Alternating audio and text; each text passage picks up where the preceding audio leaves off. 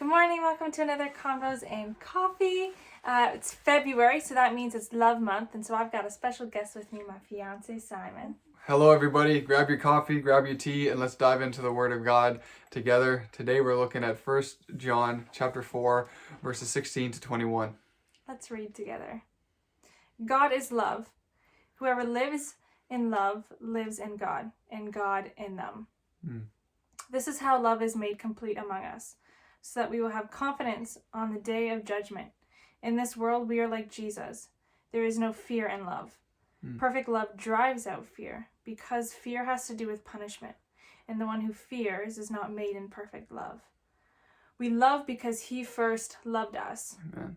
If we say that we love God yet hate our brother or our sister, then we are liars. And if we do not love a fellow believer from whom we have seen, we cannot love God who we have not seen. And he who has given this command, those who love God must also love one another. So I love love, and I love loving God, and I love loving Simon and my friends and my family. I don't know, do you love love too? You already know I love love. I love that we get to take a moment out of our day to encourage you in the evening, in the morning, in the afternoon. Whenever you're watching this, we're just happy to take this time for you guys. So exciting. And so God is the ultimate source of love. Yes, he is. He's the author and he's the foundation.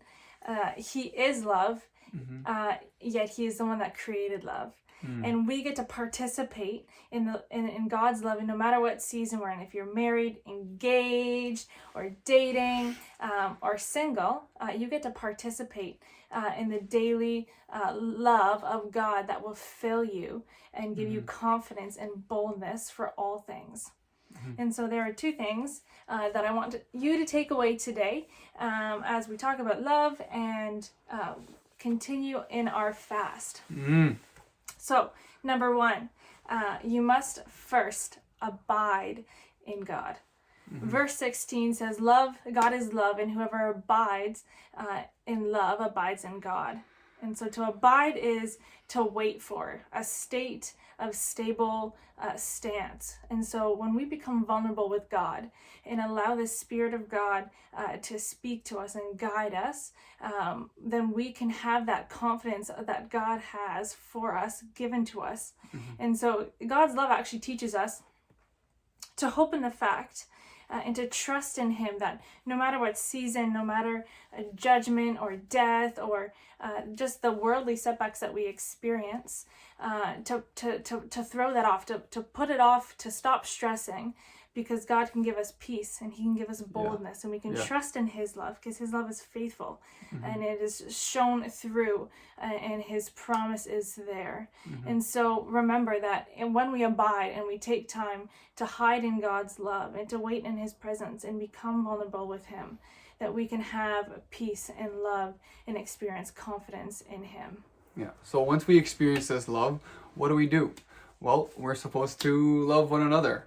And when we find ourselves seeking and remaining in God's love daily in the secret place, in that quiet time, even in the mess of life, in every walk of life, in every season of life, God's love actually manifests there, and God's love spills into us and through our spirits. And because we're marked by that love, it should be evident in the way that we treat each other. It should be evident in the joy and the peace and the security and the boldness that we are experiencing ourselves, so then should be evident to others. And then since we've been perfected in love, there is actually no fear.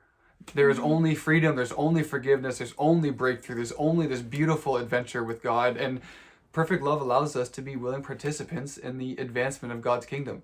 And being able to experience that love and then be hands and feet of Jesus, that's what loving each other is. And I challenge you this week to take a moment to bask in God's love.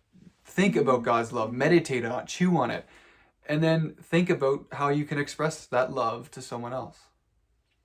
So be blessed, Bethel fam, and remember, you belong. You belong.